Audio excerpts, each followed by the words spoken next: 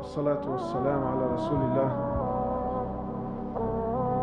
You find that throughout the book of Allah subhanahu wa ta'ala will ask in various places, Allah subhanahu wa ta'ala will ask, and how long did you live on this earth? And it's a very, very interesting question. And always the reply to it, and it's the same reply, is even more interesting than the question itself. Allah subhanahu wa ta'ala asks, and how long did you live on this earth? And mind you, the ummah of Rasulullah sallallahu alayhi wasallam is the ummah that had the shortest lifespan. All the generations that came before Rasulullah sallallahu alayhi wasallam, they had longer lifespans. In fact, there's one particular story, there's one particular narration when one of the prophets was walking through the cemetery. So he sees a woman at a grave and she's excessively crying. So he comes up to her and he says to her, "What is it that's troubled you?" She was crying excessively. She says, "My son, he was only 300 years of age, he passed away." Her son was only 300 years of age. So he says to her, "There will come a generation after us where their whole life will be between 60 to 70 years. So she says to him, "By Allah, if I was from that generation, I would dig up my own grave and spend the 60, 70 years in one prostration." So Allah subhanahu wa ta'ala asks, and how long did you live on this earth for? Various فَاسْأَلِ الْعَادِّينَ, ask those that are counting. They say, you and I will say, when Allah, you see, because now you need to understand where it comes from. You and I, when we look at our lives now, what is it that you and I are thinking? You know, I was speaking to a man that's gone completely grey. A man that's gone completely grey. And he's quite old in age. So Shuhaj, Shuhaj is like a... If you're Lebanese, you understand exactly where it's coming from. You know, it's like, so what do you reckon? And well, I'm still thinking about getting married. Right? Nobody, and this is natural, nobody likes to feel like he's getting old. Nobody likes to feel like he's getting old. Some people, if you say he's old, it's actually an insult towards him. So this idea of growing old, nobody likes. And this is natural. It's not like to say it's good or bad or you're evil. No one likes to get old. No one likes the idea of me reaching an age where I can't walk properly, I can't. No. Everyone likes to think of himself that I still have strength. And many of us, most of us now, when you look at our dreams and our ambitions, it's way ahead. I had a brother once say to me, he's preparing, he's thinking about his future. This was about investing money and he asked me, "Brother, what's going to happen to me when I'm 80 years of age?" He's thinking about investing money for when he's 80 years of age. He was only about 22. I said, "Wow, because he was concerned about his financial situation about when he's 80. So he's trying to tell me that a smart man will invest now and do this and do that. Anyway, it's not my topic. But he was concerned about what's going to happen to him financially when he's 80 years of age. And he was only about 20, 22 at the time. I said, so you have full conviction in your heart that you're going to live to see 80. Now, of course, no one here says, yes, but I'm going to live to see 80. On our tongues, we would never say this because we've been programmed otherwise. But it's the actions that speak out loud. You know, like, the whole idea of getting finance, right? Buying a house on riba. Forget halal, haram, yes, no, forget all of this. The fact that you're signing a contract where you're agreeing to pay off for the next 35 years. So forget halal, haram. The idea that you have conviction in your heart that you're going to what? Yeah, 35 years, easy. Inshallah, by the time I'm 50, 55, my house is paid off. He's 20 when he has this conversation. So most of us, we have hope that we've got a long life. And then I'm going to do lots of things, and I'm going to achieve lots of things as well. That I want to do this and I want to do that. And in fact, even now, especially now within the West, they're promoting this idea of having a wish list, a bucket list, things to do before you die. There's even movies about this now, yeah? Things to do before you die. You have to try this, and you have to go here, and you have to do that, and you have to eat this, and you got. So all of these amazing things you have to do before you die. Every one of us is hopeful. So Allah subhanahu wa ta'ala poses in the Quran and He asks in more than one place, and how long did you live on this earth? Always the respondents the same. قالوا يوما أو بعد يوم. They said a day or maybe half a day. Imagine your whole life. Imagine your whole life. When you stand in front of Allah, regardless of how many years, my brothers, it's going to feel so insignificant that when you're asked, and how long did you live on this earth, your response, it's not like Allah responded on their behalf. No. Their response was, Allah says in the Quran, and their response was that we lived for a day, maybe half a day. So this is our life, my brothers. Really deep down, when it comes to the nitty-gritty, your life is a day or half a day. You may be 50, you may be 40, you may be 30, you may be 70 years of age. But in truth, because the Quran is haqq, the reality of all of your time is what? Is a day or half a day. So the question is how will you spend that day or half a day? You know, one of the really interesting things about death is death puts everything in perspective. Death is a very unique topic.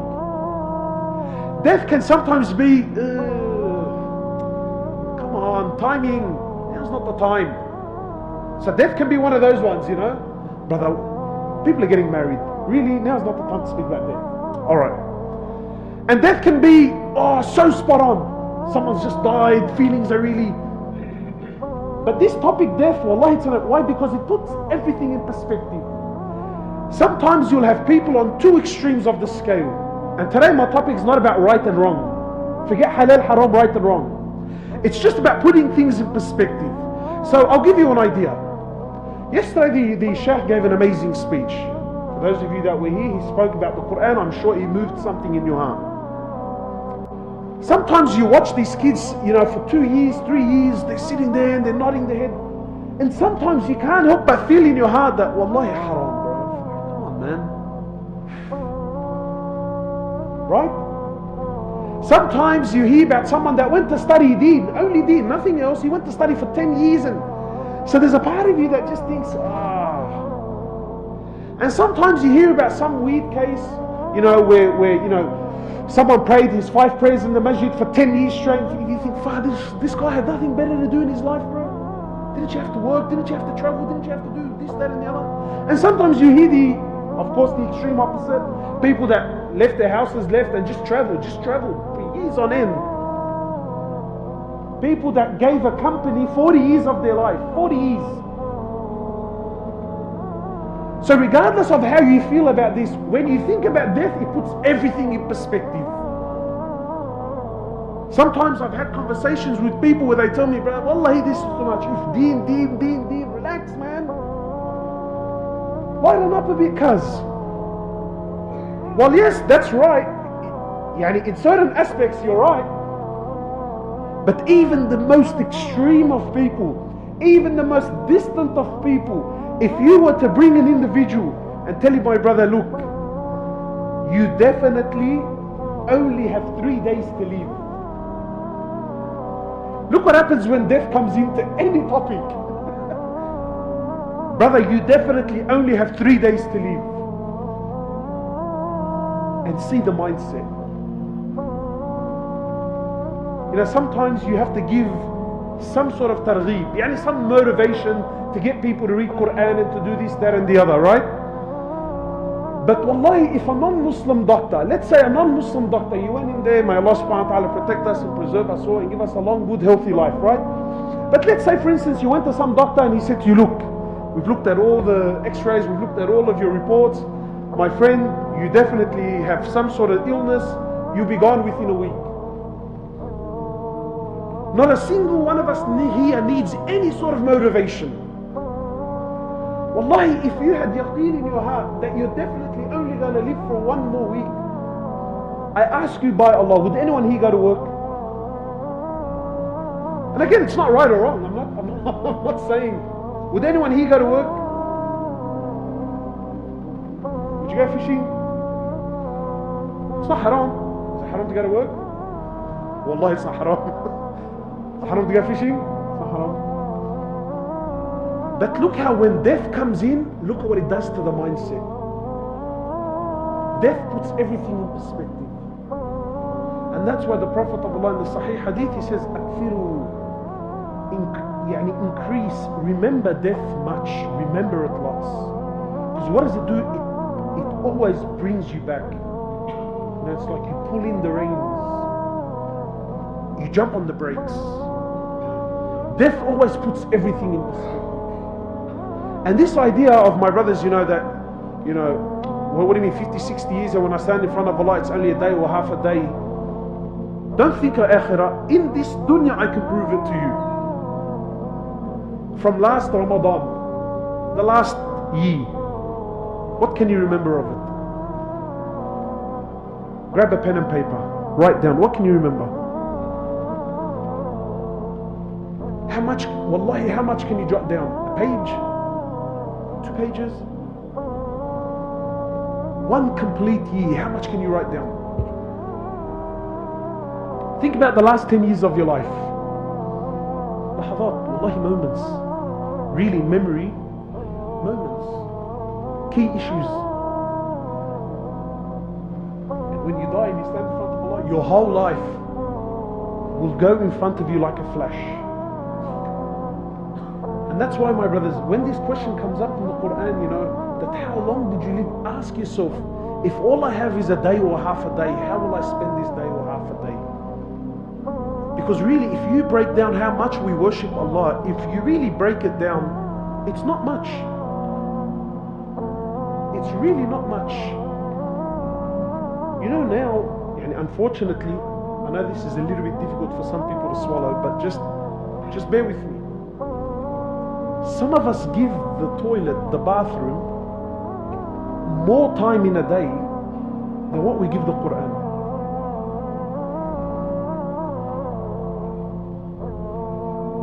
Like, have you ever noticed that? If you notice how much time, forget the toilet, the bathroom, so anything that takes place within the bathroom, right? If you look at how much time you spend in the bathroom, then compare that to how much you read the Quran, or you know what, forget the Quran, any righteous deed. Just the bathroom, you realize how far we are. And now with the phones, I know people that went in to do a number 2, you gotta knock, hey, you still awake, you still alive? Because now we combine.